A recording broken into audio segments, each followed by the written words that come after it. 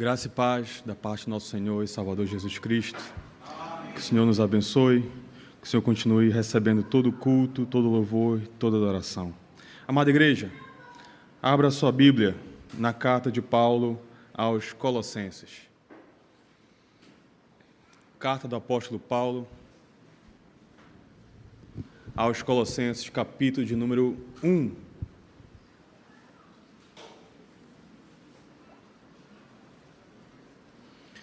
Nós faremos a leitura dos versículos 13 ao 23. Carta de Paulo aos Colossenses, capítulo 1, versículo 13 ao 23, diz assim a santa palavra do Senhor. Ele nos libertou do império das trevas e nos transportou para o reino do Filho do seu amor, no qual temos a redenção, a remissão dos pecados.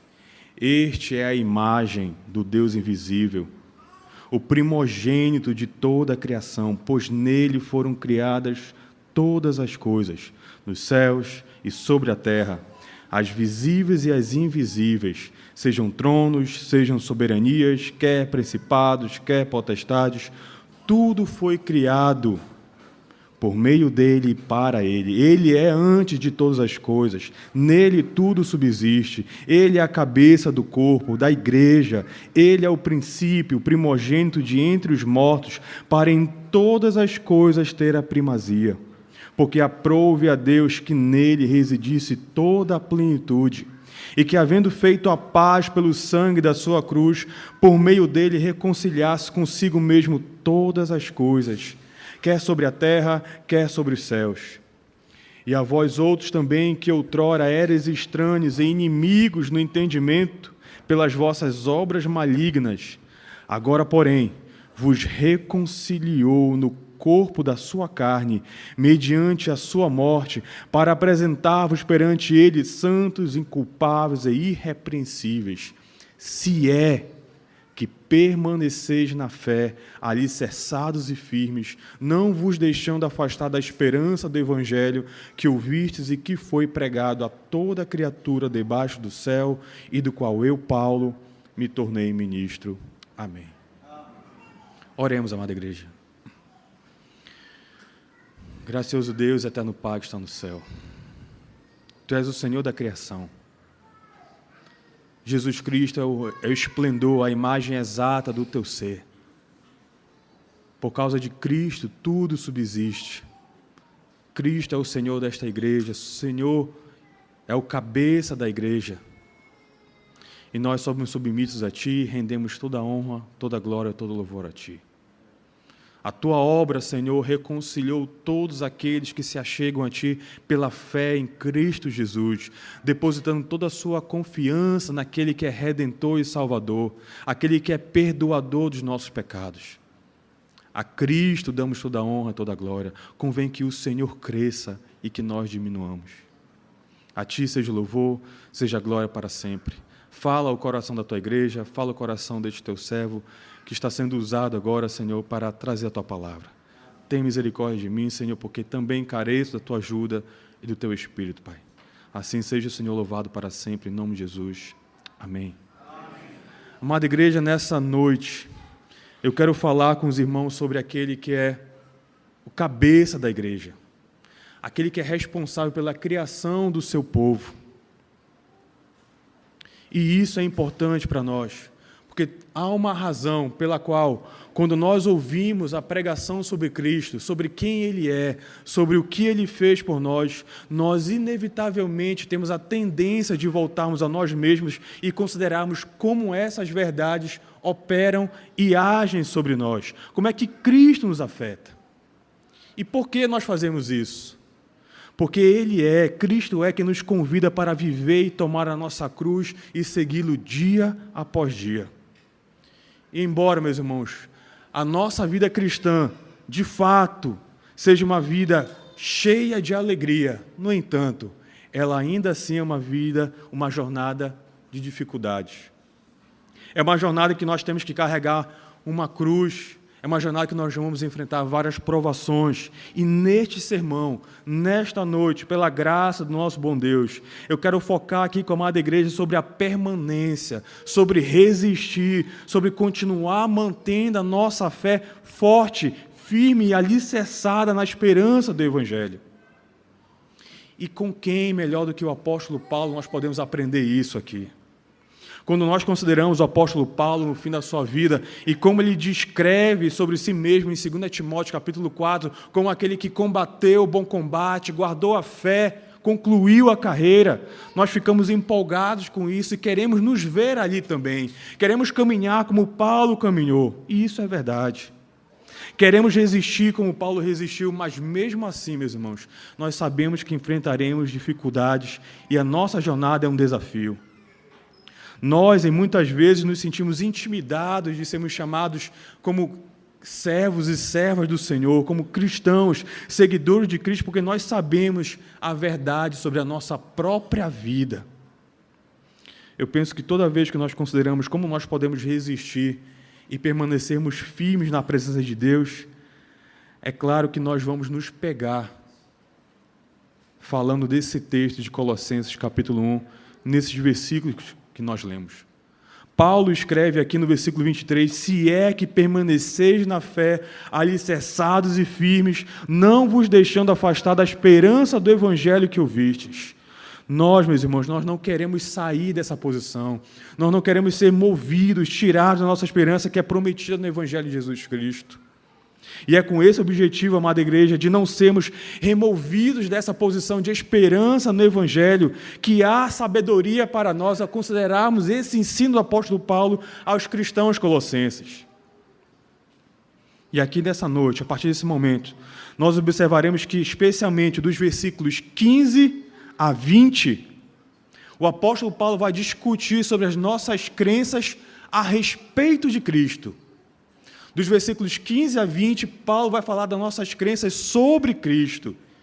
E então, no final, dos versículos 21 a 23, o apóstolo Paulo vai discutir sobre a nossa crença em Cristo. Não é interessante apenas conhecermos e termos entendimento de doutrinas sobre Cristo. O apóstolo Paulo reconhece a necessidade que conheçamos a Cristo pessoalmente. E é aqui que eu quero iniciar, meus irmãos, sobre as nossas crenças sobre Cristo, a respeito de Cristo. Observe os versículos 15 a 20 aí.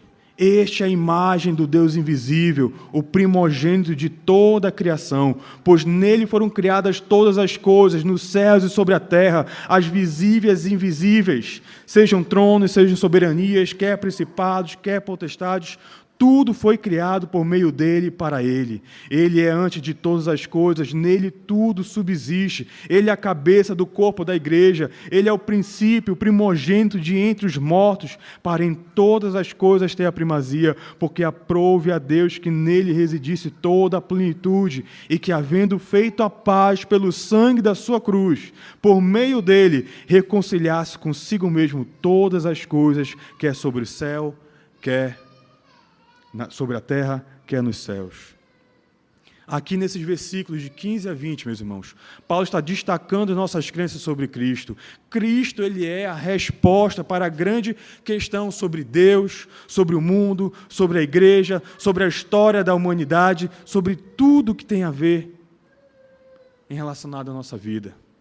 Bem lá no centro, meus irmãos, a resposta de cada uma das nossas grandes questões está Cristo.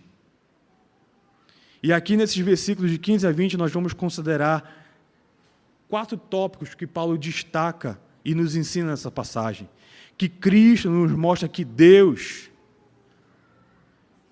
ele é a imagem, ele é a expressão, a imagem exata de Cristo. Que ele é autor da nossa criação. Que ele é o criador da igreja e que ele é a resposta para o nosso verdadeiro problema. Observe aí no versículo 15. O verso 15 afirma que Cristo nos mostra Deus. Este é a imagem do Deus invisível, o primogênito de toda a criação. Paulo está despertando nos crentes colossenses aqui, está despertando nos crentes dos seus devaneios, dos seus delírios religiosos, ao levantar uma simples questão. que tipo de Deus vocês estão adorando? Paulo queria ajudar os crentes dessa igreja a redescobrirem aqueles a quem eles adoravam. E isso era importante, meus irmãos, é claro, porque, diferente de todos os outros deuses da cidade de Colossos, o Deus que os crentes de Colossenses estavam servindo era um Deus invisível. Muitas das pessoas que viviam naquela cidade, naquela época, haviam sido pessoas pagãs, que adoravam no templo com as imagens dos seus deuses. Eles aprenderam lendas, histórias sobre os seus deuses, e eles poderiam até mesmo dizer como cada um desses deuses poderia se parecer, como eles eram. Porém, amada igreja, o Deus que Paulo está pregando aqui, estava apresentando, é um Deus invisível. E isso representava alguns desafios para o entendimento daqueles crentes ali. Talvez você sempre tenha pensado que Deus pudesse ter apenas um significado, mas infelizmente hoje na nossa sociedade, se você perguntar para as pessoas no mundo de hoje e começar a perguntar para elas sobre o que elas pensam quando você diz quem é Deus, você vai descobrir que elas vão trazer um monte de respostas das mais variadas possíveis. E muitas dessas respostas conflitam com o entendimento bíblico. C.S. Lewis ele vai dizer que a experiência religiosa pode ser feita para produzir quase qualquer tipo de Deus. As pessoas, meus irmãos, se referem a Deus como uma voz, uma fantasia, um termo de poesia, uma mera convenção da linguagem, uma garantia, uma qualidade, uma substância, uma solução. O cara lá de cima, como a outra cantou. Quando as pessoas dizem a palavra Deus, elas querem dizer muitas coisas diferentes, e frequentemente essas coisas são divergentes.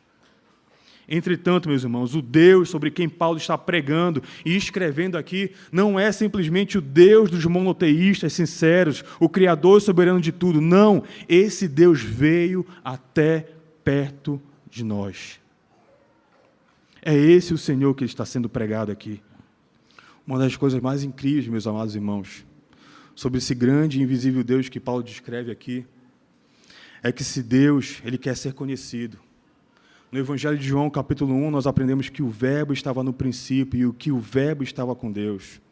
Está na própria natureza do nosso Senhor se tornar conhecido, se fazer conhecido e estabelecer um relacionamento com cada um de nós. Nós vemos essa qualidade autorreveladora de Deus aqui em Colossenses 1, versículo 15. Este é a imagem do Deus invisível. O Deus invisível apareceu na pessoa do nosso Senhor e Salvador Jesus Cristo. Ele é o primogênito de toda a criação, ou como diz aqui o versículo 19, porque aprove a Deus que nele residisse toda a plenitude. Olhando aqui para os versículos 13 e 14 de Colossenses 1, nós vamos perceber que ele aqui, descrito no versículo 15, é o próprio Cristo. Ele nos libertou do império das trevas e nos transportou para o reino do Filho do seu amor, no qual temos a redenção, a remissão dos nossos pecados. Ele nos mostra como o Deus invisível se parece. Assim, meus irmãos, Cristo nos mostra qual é o conteúdo da fé cristã. Então, essa é a primeira lição que Paulo nos traz. Cristo é a imagem do Deus invisível. O segundo ensino que o apóstolo traz é que Cristo é o autor da criação. Paulo ele continua aqui descrevendo e ensinando para os cristãos de Colossenses, e ele segue falando que sobre não apenas como Deus é, mas também como a criação é. Paulo ele faz isso, meus irmãos, em parte porque parece que os cristãos da igreja de Colossenses, eles tinham sido tentados a entender o mundo de forma errada. Eles estavam observando e lendo o mundo de forma equivocada. Eles não são tão diferentes de mim e de você hoje. Infelizmente, nós temos a tendência de lermos o mundo de forma errada. Muitos de nós hoje temos uma ideia basicamente secular da realidade, e então nós pensamos e temos uma ideia basicamente que Deus e Jesus Cristo estão apenas em uma parte ou outra da nossa vida. Temos a tendência de separar o sagrado do profano, de dividir a nossa vida no dia de hoje e do resto da semana, como se Deus não tivesse nenhuma influência no nosso trabalho durante toda a semana. E Paulo faz isso aqui, ele tenta corrigir esse entendimento dos cristãos de Colossenses, fazendo 5 afirmativas sobre quem Jesus Cristo é. E a primeira afirmativa que Paulo faz está no verso 17. Cristo é eterno e a criação é limitada. Veja o versículo 17. Ele é antes de todas as coisas. Ele é antes de todas as coisas. Paulo negou, meus irmãos, qualquer conversa de um mundo infinito e eterno. Esse tipo de materialismo filosófico que tem nas universidades, nessas escolas por aí afora, que reina nas universidades. Aqui Paulo, meus irmãos, está declarando que Cristo é eterno e esse mundo é finito, é pequeno comparado a Ele. O que sustenta, amada igreja, todo esse universo não é uma ideia ou uma virtude, mas é a própria pessoa do nosso Senhor e Salvador Jesus Cristo. É o Cristo ressurreto. Sem Ele, os elétrons não continuariam a circular o núcleo. Sem Ele, a gravidade deixaria de funcionar. Sem Ele, os planetas permaneceriam sem as suas órbitas. O que Paulo quer nos ensinar e quer ensinar a cada um de nós hoje à noite é que entendamos que as coisas só têm sentido apenas quando Cristo é colocado e é mantido no centro de todas as coisas. Segunda afirmativa que Paulo faz aqui é que Cristo criou toda a criação. Observe o versículo 16. Pois nele foram criadas todas as coisas, nos céus e sobre a terra, as visíveis, as invisíveis, sejam tronos, soberanias, quer principados, quer potestades, tudo foi criado por meio dele e para ele.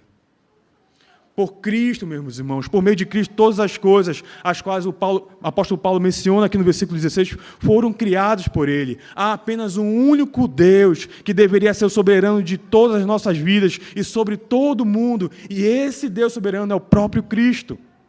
Paulo está reafirmando isso aqui de forma concisa e poderosa, aqui, assim da mesma forma no versículo 17, quando ele diz, Ele é antes de todas as coisas, nele tudo subsiste.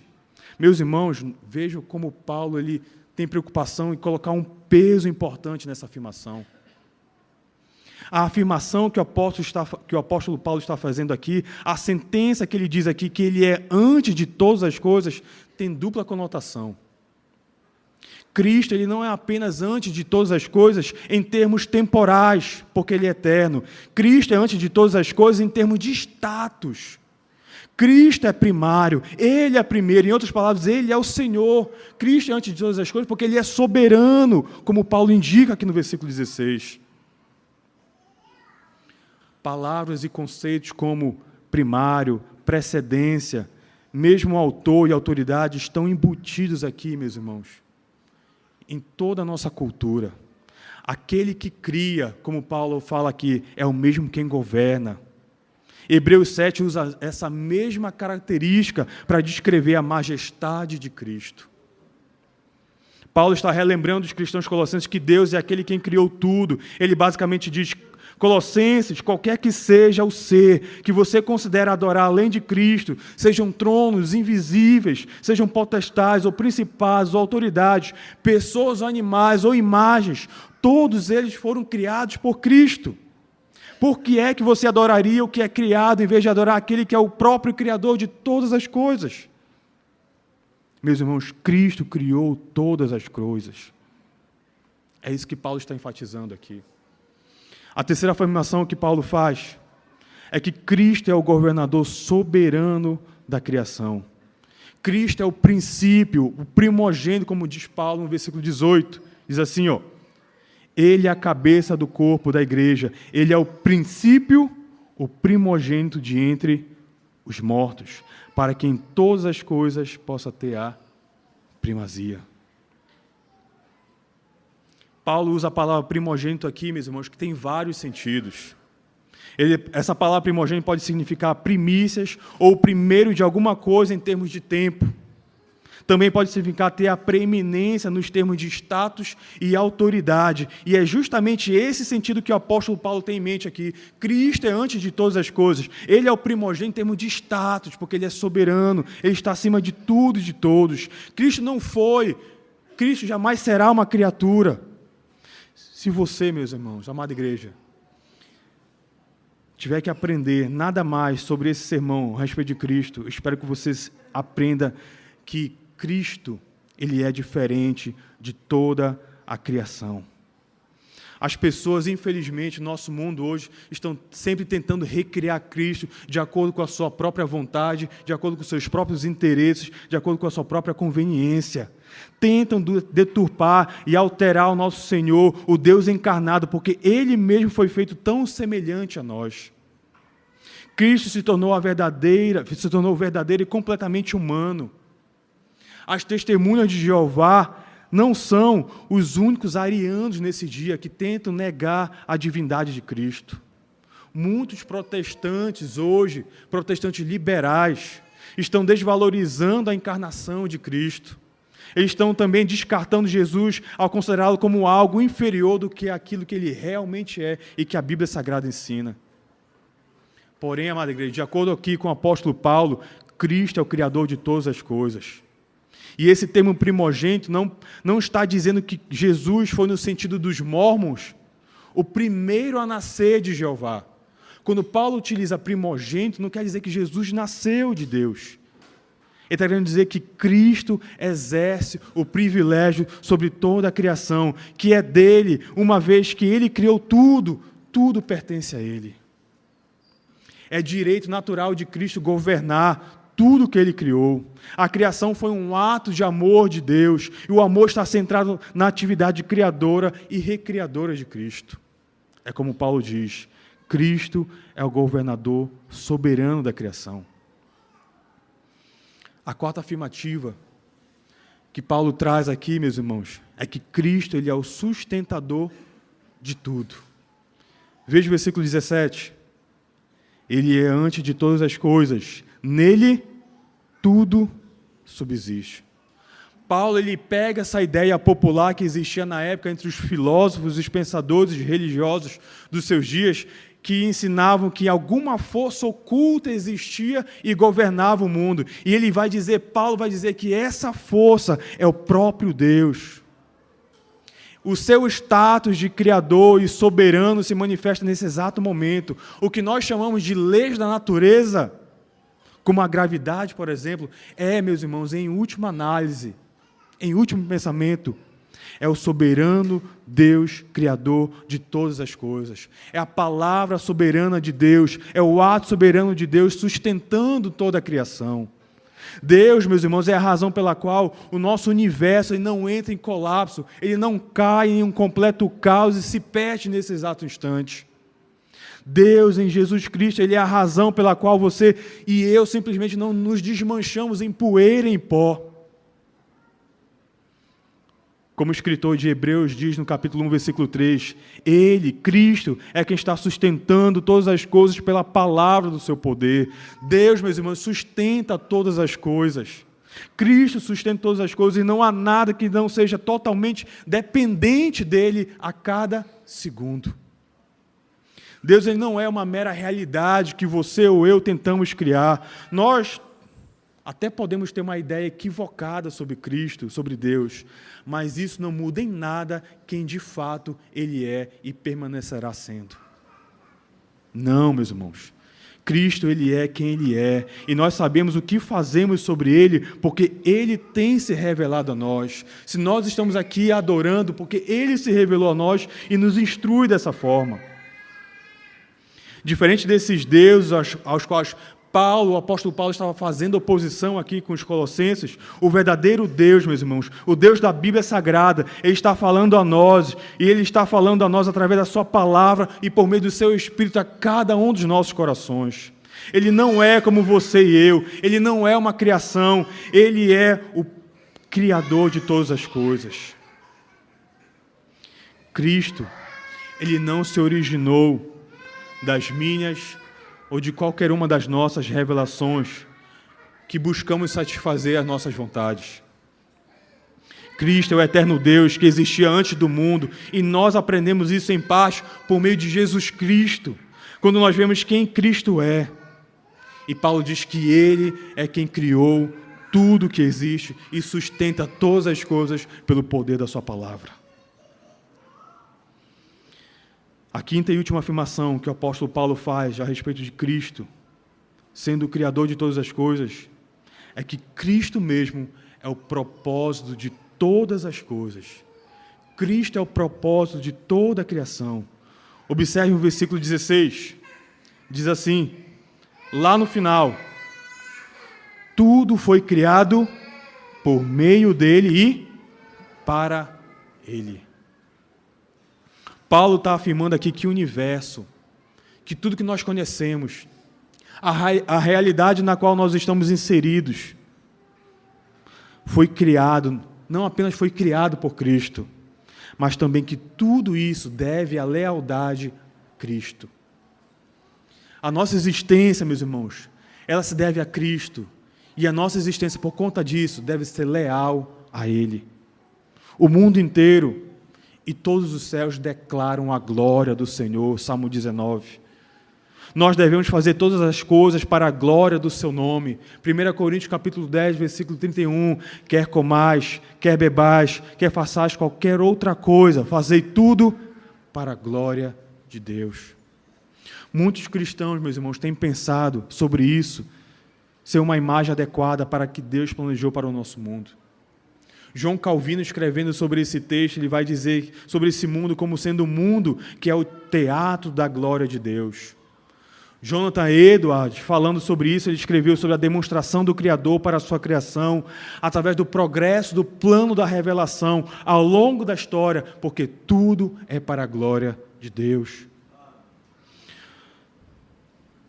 Quando as pessoas aprendem isso, quando nós aprendemos isso, algumas pessoas podem pensar que Deus está sendo orgulhoso ao fazer tudo para a glória dele. Será que se Deus não está sendo orgulhoso ao fazer tudo para a glória dele? Não está pensando apenas em si mesmo? O problema é que nós, muitas das vezes, tentamos usar as mesmas categorias com as quais nós lidamos com nossos filhos e tentamos aplicar a Deus.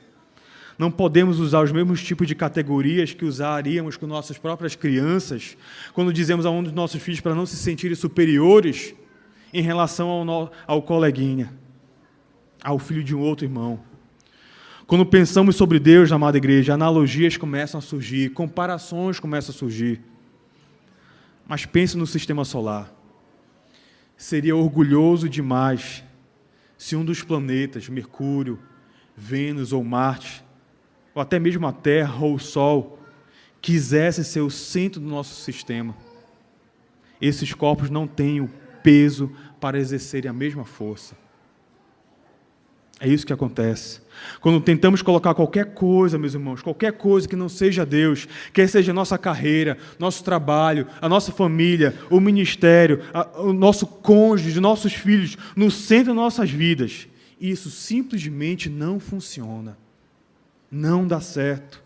Essas coisas, da mesma forma, nós mesmos não fomos criados, nós não fomos feitos para ocupar essa posição central, nós não temos condições de sermos o centro das coisas.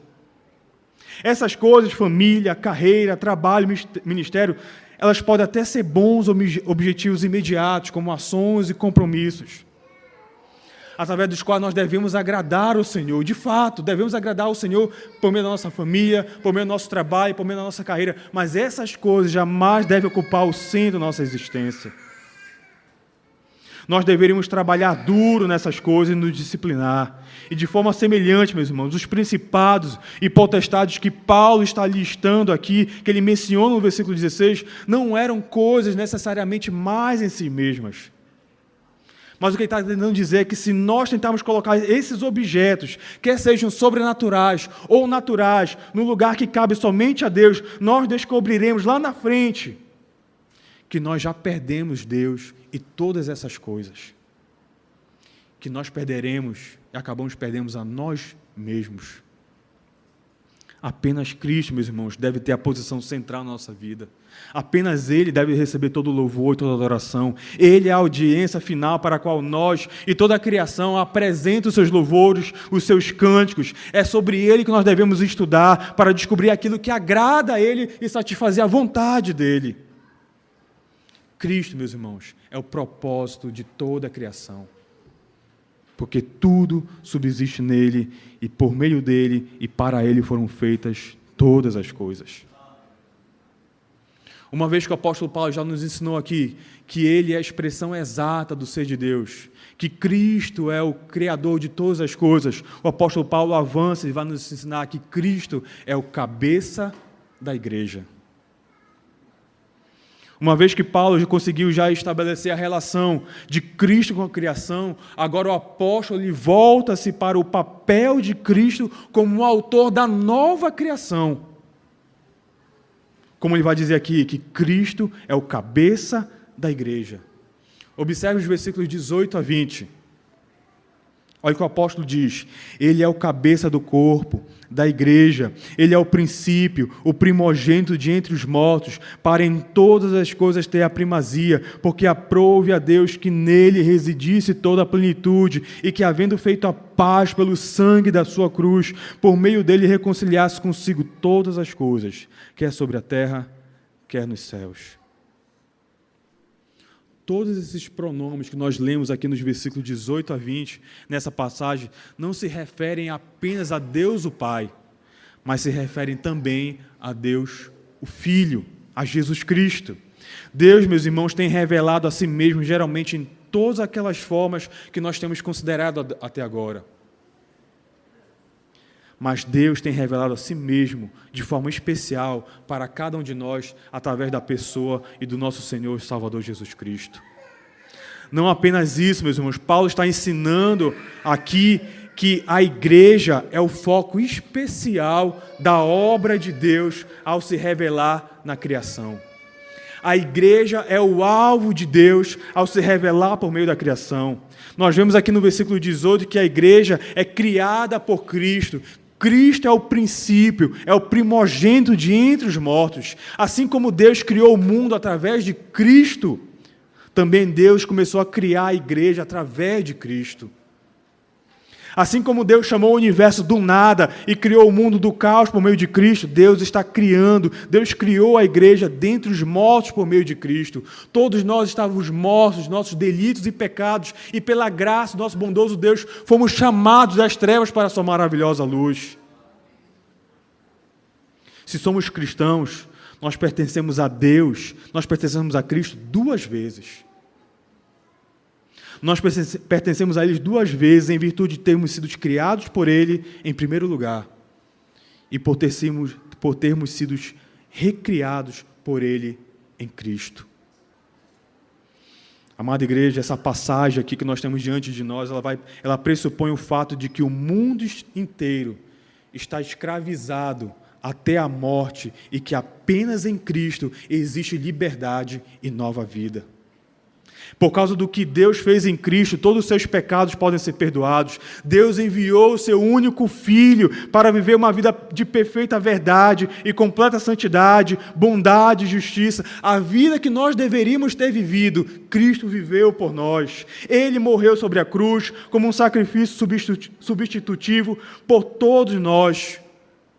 Ele morreu por pessoas que por si mesmas jamais abandonariam os seus pecados e jamais voltariam-se para Ele, mas Ele veio e morreu por cada um de nós.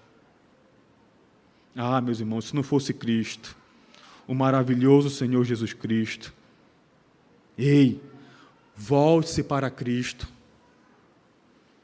corra direto para Ele, arrependa-se dos seus pecados, descubra a verdade de tudo que estamos lendo hoje à noite aqui. Perceba como o Senhor tem falado nos nossos corações. Como Jesus disse a Nicodemos, é necessário, Nicodemos, nascer de novo.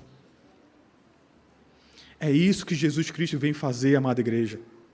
Ele entrou no túmulo à custa da sua própria vida e rompeu do outro lado em vida, ressurgindo de entre os mortos. Existe um ditado antigo que eu acho bem interessante. Ele diz assim: nasça uma vez, morra duas vezes. Nasça duas vezes e morra uma vez. Cristo, meus irmãos, ressurreto, é um sinal do que Deus vai fazer em toda a igreja. E nesse sentido, a nova criação já começou, a ressurreição já iniciou, a ressurreição final já tomou início. No dia em que Jesus Cristo saiu da sepultura, no dia que Ele deixou os mortos, que Ele saiu da morte para a vida, ali já começou a ressurreição final. Ele é o primogênito de entre os mortos. Assim como Cristo estava sobre a velha criação, assim mesmo Ele é o princípio da nova criação, a igreja. Ele é o primogênito de entre os mortos e o fundador de uma nova humanidade, de uma nova criação, de novas criaturas geradas a partir dele. Paulo está implicando aqui, meus irmãos, que como na primeira criação, essa nova criação, a igreja, ela é afetada completamente pela ação de Jesus Cristo, o nosso Senhor. Nós vemos nessa passagem aqui que a igreja é governada por Cristo.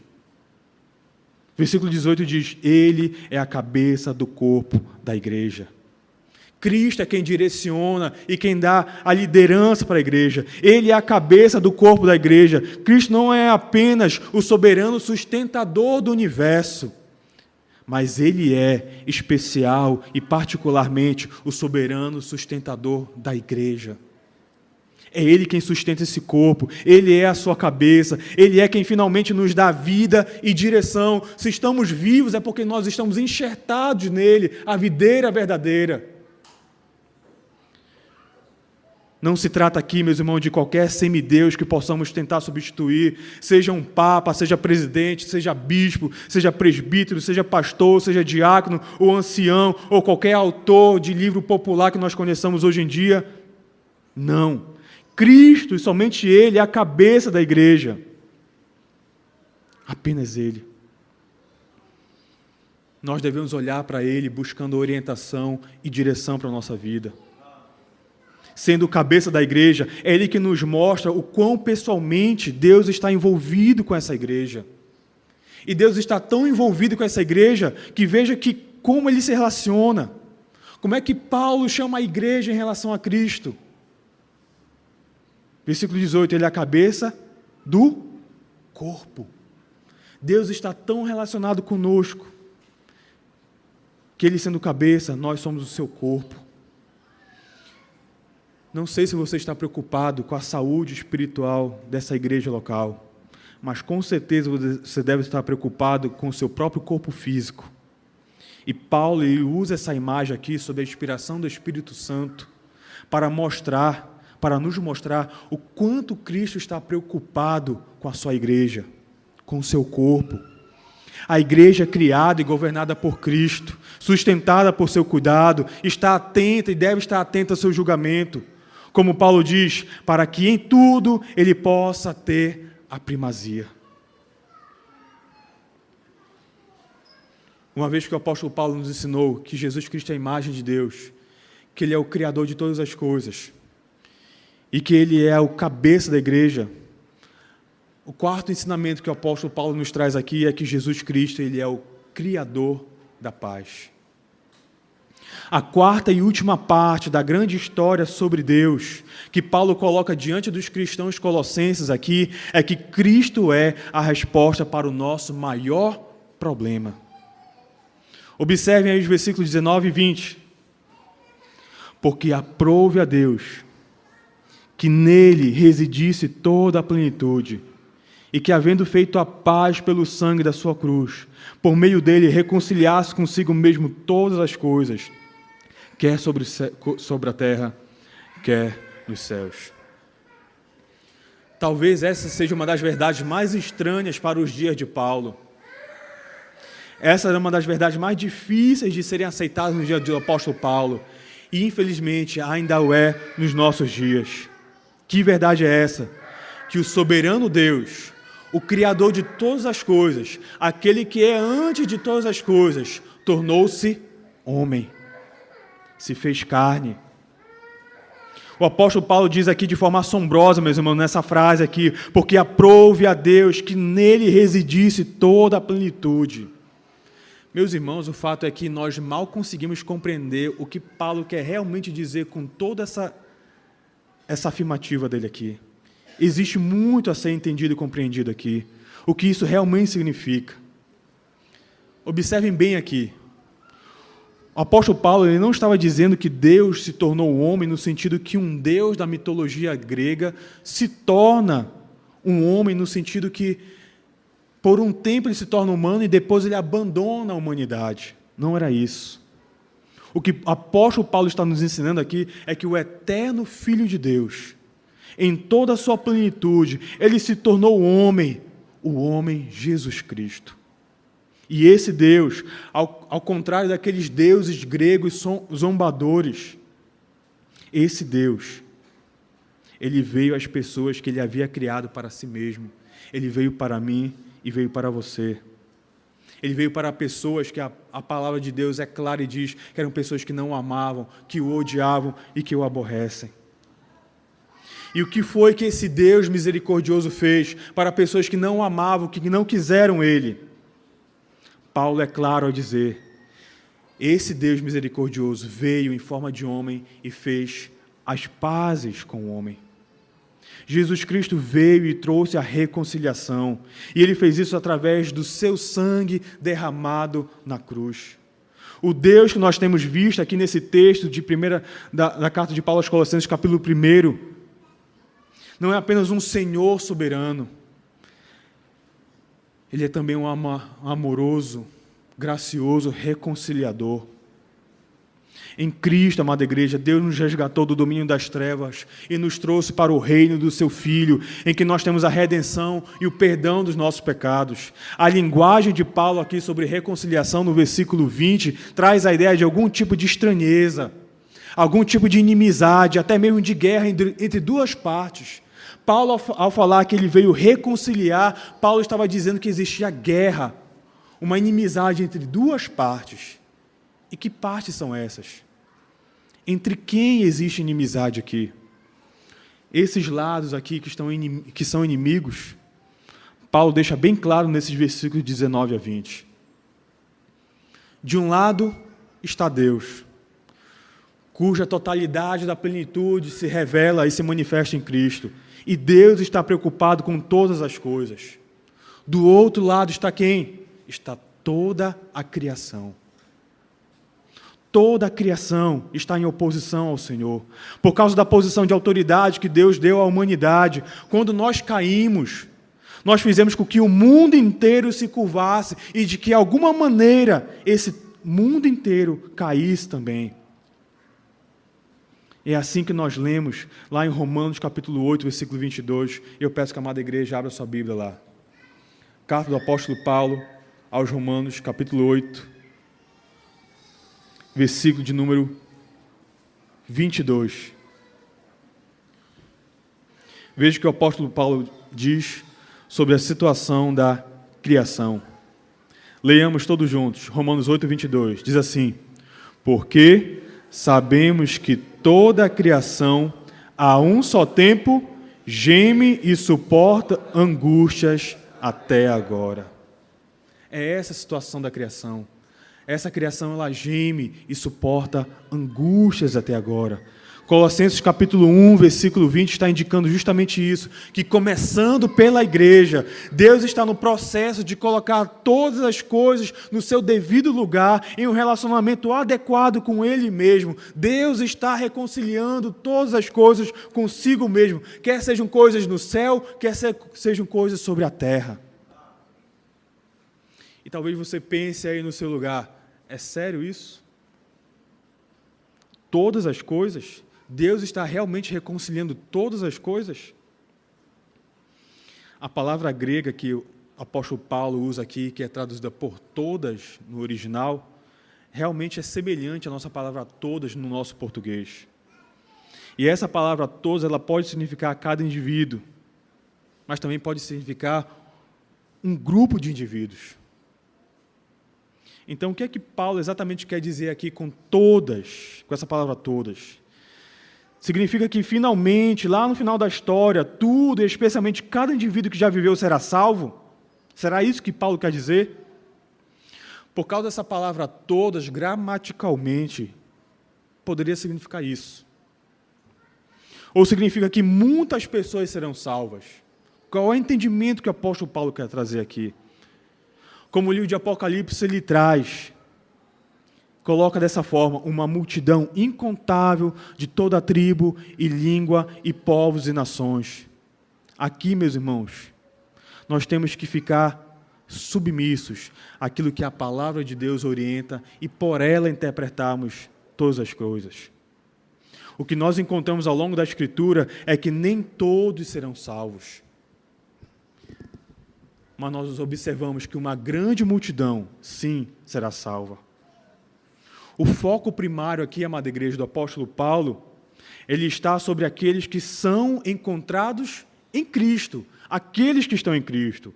Paulo está apresentando o problema aqui porque ele quer falar sobre a solução. Por que Paulo está trazendo esse problema aqui à tona? Porque Paulo, o apóstolo, quer mostrar a solução para esses crentes. E se nós prestarmos devida atenção aqui ao texto, nós podemos ver que podemos e devemos comunicar claramente ao nosso povo certas verdades. Nós precisamos ser claros, amada igreja, que Deus ele não é moralmente indiferente. Deus ele não decidiu, aqui a Bíblia é clara, ele não decidiu que por conta de alguma virtude da criação, que por conta de alguma coisa da criação, ele pode deixar que as criaturas e toda a sua obra viva de qualquer forma, e ele não vai se importar com isso.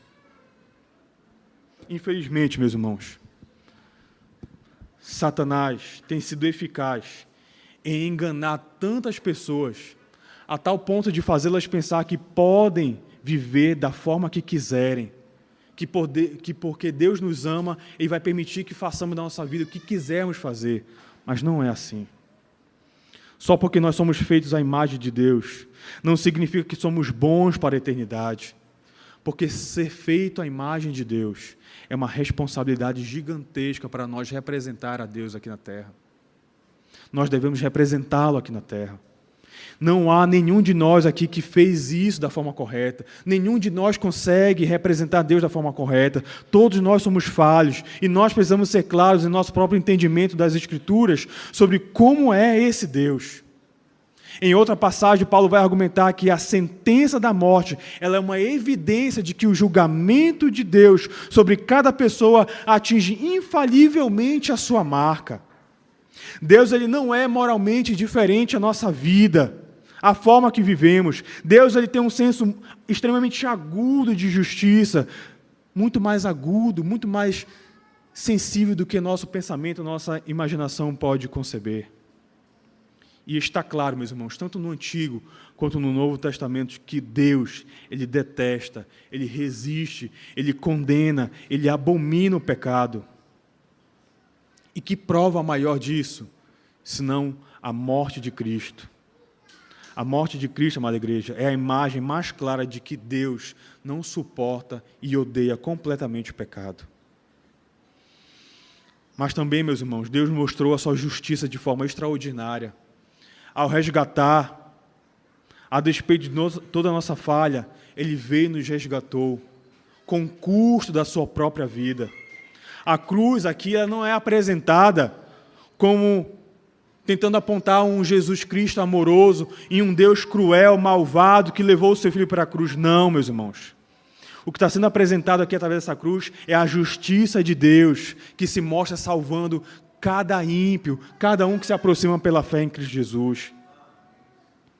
O apóstolo Paulo, em Romanos capítulo 5, versículo 6, ele vai nos dizer algo interessante. Abramos nossa Bíblia em Romanos capítulo 5, versículo 6.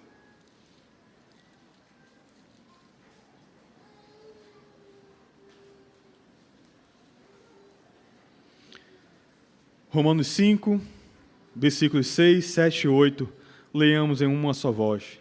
Veja como o apóstolo Paulo apresenta a nossa condição diante do Senhor, como nós éramos, todos juntos. Porque Cristo, quando nós ainda éramos fracos, morreu a seu tempo pelos ímpios. Dificilmente alguém morreria por um justo, pois poderá ser que pelo bom alguém se anime a morrer. Mas Deus prova o seu próprio amor para conosco pelo fato de ter Cristo morrido por nós, sendo nós ainda pecadores. Foi justamente isso que ele fez, meus irmãos.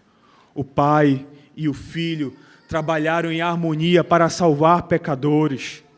O Pai e o Filho se uniram e o Filho, em demonstração de sacrifício, revela o amor do Pai tão plenamente quanto o próprio sacrifício de Jesus Cristo.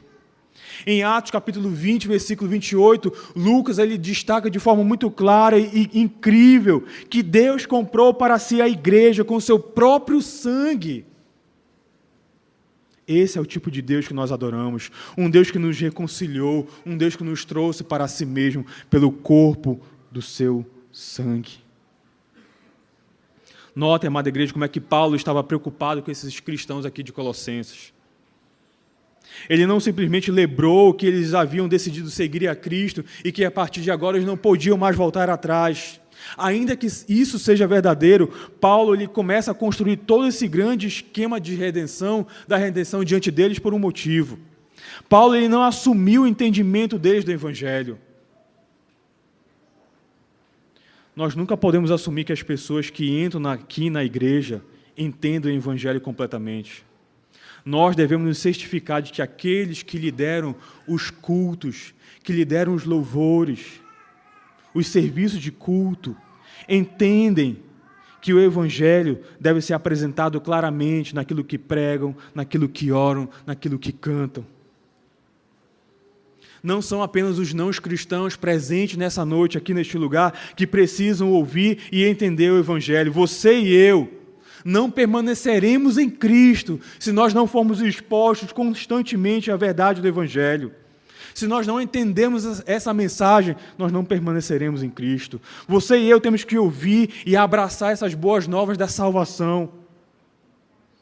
Quando nós sabemos a verdade sobre nós mesmos e o que Deus fez por nós, aí sim nós temos verdadeiramente aquela esperança do Evangelho.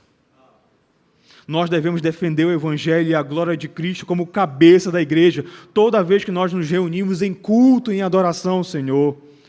Nas nossas entrevistas para membros,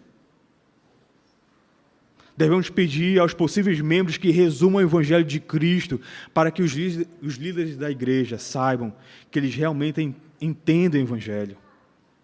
É nossa tarefa como presbíteros, juntamente com o pastor desta igreja, ajudar cada um a entender da melhor maneira possível as boas novas que Deus nos deu em Cristo. Meus irmãos, Paulo até agora nos ensinou essas 4 verdades sobre Cristo. Ele é a imagem do Deus vivo, Ele é o Criador de todas as coisas, Ele é o cabeça da igreja e Ele é o nosso pacificador. Essas 4 lições Paulo nos traz. Mas observe que a partir de agora, meus irmãos, nesses últimos versículos, Paulo, tendo considerado as crenças sobre Cristo, Paulo começa agora a considerar a nossa crença em Cristo. Em Colossenses capítulo 1, aqui, o apóstolo ele não apenas fala do conteúdo da fé cristã, as nossas crenças sobre Cristo, ele também vai desenvolver aqui a nossa crença em Cristo. Assim como o conteúdo da fé cristã está focada sobre Cristo, da mesma forma, a nossa fé, a sua fé, como cristão, individualmente falando, deve focar sobre Cristo. Paulo estava preocupado que esses cristãos fizessem mais do que simplesmente conhecer as várias facetas, as várias verdades da cristologia. Paulo não queria que esses crentes apenas conhecessem a doutrina sobre Cristo, sobre Deus, sobre quem Ele era, ou até mesmo que Deus havia revelado a si mesmo mais plenamente em Jesus Cristo. Certamente Paulo queria que eles conhecessem isso, e isso é importante saber. Mas o que Paulo também tem em mente aqui, ele queria assegurar que os cristãos colossenses conhecessem a Deus pessoalmente.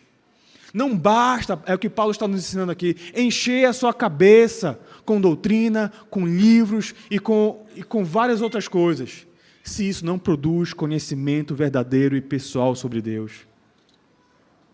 É por isso que Paulo agora ele volta para falar a eles de maneira mais direta. Ele foca diretamente os crentes. Olha os versículos 21 a 23. E a vós outros também que outrora éreis, estranhos e inimigos no entendimento pelas vossas obras malignas.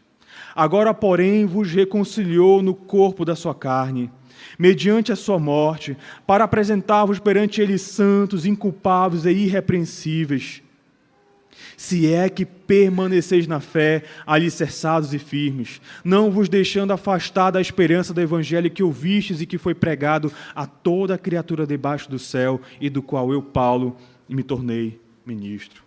Percebam aí, amada igreja, que nesses versículos 21 a 23, Paulo ele troca a ênfase.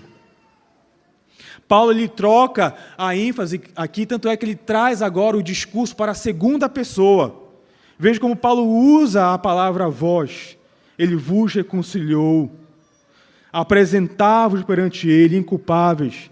Paulo ele troca o discurso agora para a segunda pessoa, aplicando diretamente tudo aquilo que ele havia ensinado anteriormente e agora ele quer aplicar na vida dos crentes.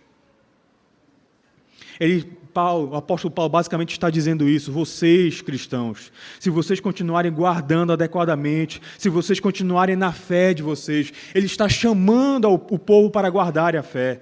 É essa a preocupação do apóstolo Paulo aqui nesses versículos. Eles deveriam, e essa mesma preocupação, amada igreja, deveria ser a nossa própria preocupação, de sermos alicerçados e firmes na fé, se é que permanecemos na fé.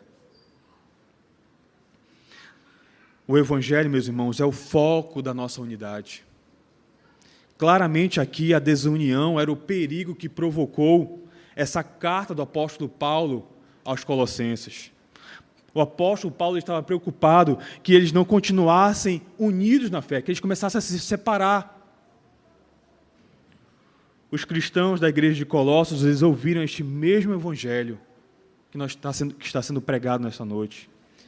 E eles representam a reconciliação atual de todo crente com Deus. Na medida que o Espírito Santo nos santifica, na medida que o Espírito Santo do Senhor opera em nosso coração e na nossa futura apresentação diante de Deus, quando tudo estiver completo, é justamente isso que o apóstolo Paulo está focando.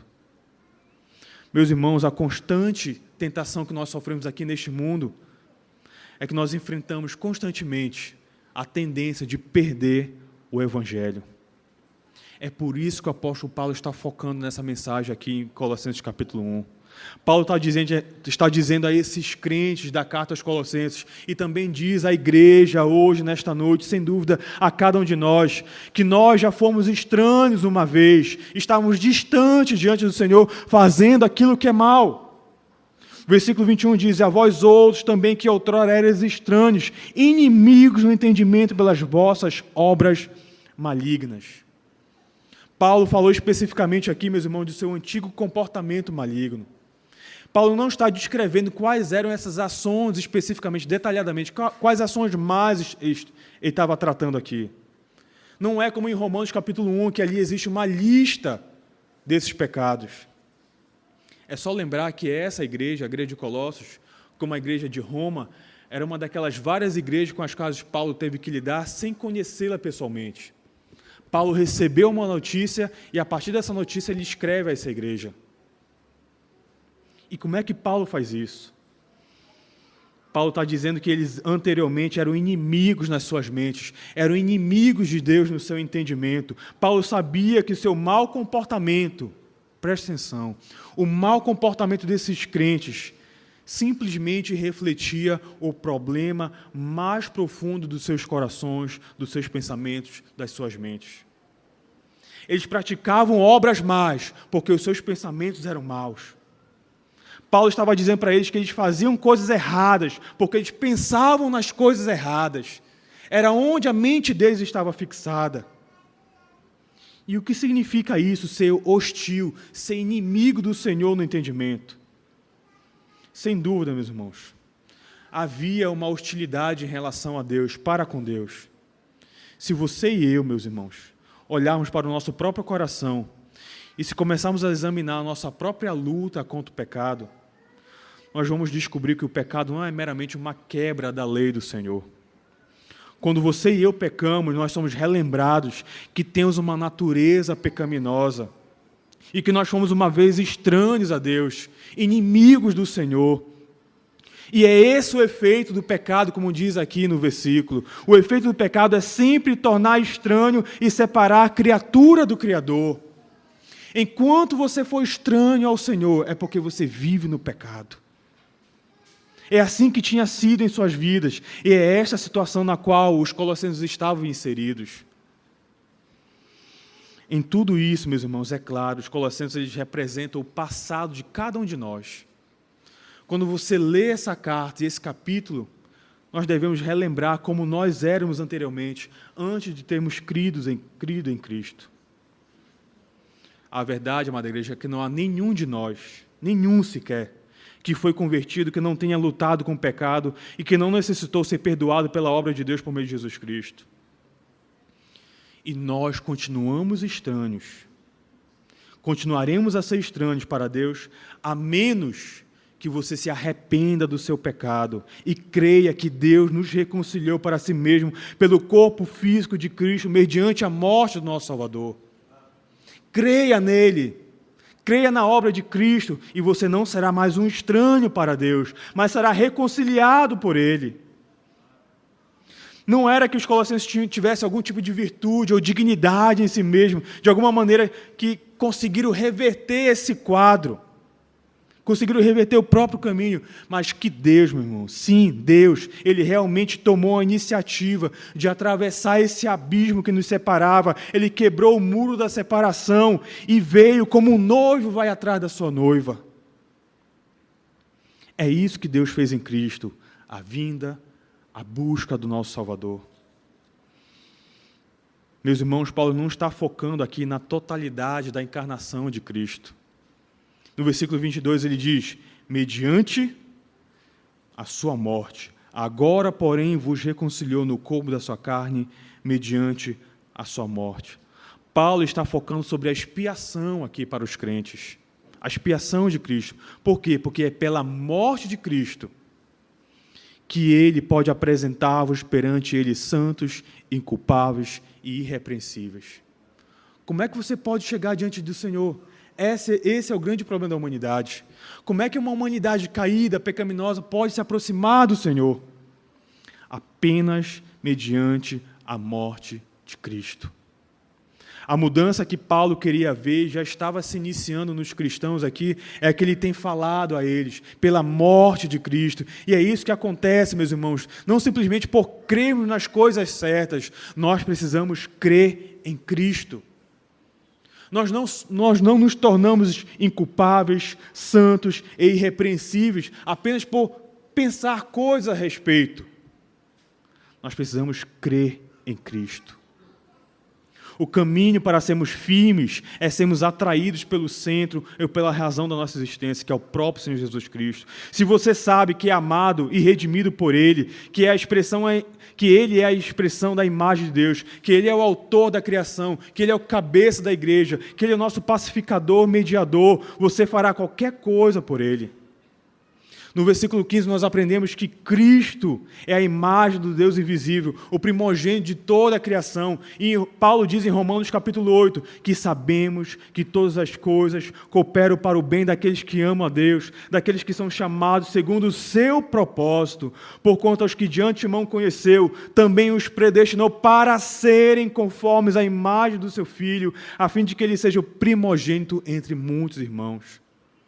O apóstolo Paulo continua ensinando e falando dessa mesma forma. Agora ele traz em 1 Coríntios capítulo 15, versículo 49, ele diz, e assim como nós trouxemos a imagem do que é terreno, devemos trazer também a imagem do celestial. Em 2 Coríntios capítulo 3, versículo 18, Paulo escreve, e todos nós com o rosto desvendado, contemplando como por espelho a glória do Senhor, somos transformados de glória em glória na sua própria imagem, como pelo Senhor, o Espírito. Amada igreja, nós fomos feitos para sermos conformes à imagem do nosso Senhor e Salvador Jesus Cristo. E a igreja deve refletir essa imagem ao adorá-lo, ao reverenciá-lo, ao louvá-lo para sempre. E nós só faremos isso, só refletiremos a imagem de Cristo se nós perseverarmos nele, resistindo firmes e alicerçados nele. Em uma das suas últimas cartas, Lloyd Jones, ele escreveu assim, renomado pregador inglês, ele escreveu assim, Este é o meu conforto e consolação final neste mundo. Minha única esperança de chegar na glória está no fato de que toda a minha salvação é obra de Deus. A vida cristã começa com a graça. E Lloyd Jones conclui assim: deve continuar com a graça e termina com a graça. A graça, maravilhosa graça, pela graça de Deus eu sou o que sou, não eu, mas a graça de Deus que estava comigo. Amada igreja, que nós creiamos, que nós preguemos a verdade sobre Cristo, que cada um de nós nos apoiemos em Cristo até o dia amanhecer, quando todas as sombras sumirão e fugirão diante dos nossos olhos. É apenas por meio de Cristo que nós continuamos e perseveraremos na nossa fé. Sem Ele estamos abandonados, sem Ele não temos futuro algum. Apenas com Cristo seremos seguramente alicerçados e firmes, sem nos afastarmos da esperança do Evangelho. Nunca esqueçamos, amada igreja, que é apenas por meio de Cristo, porque tudo é para Ele e para a glória dEle. Amém. Que o Senhor nos abençoe.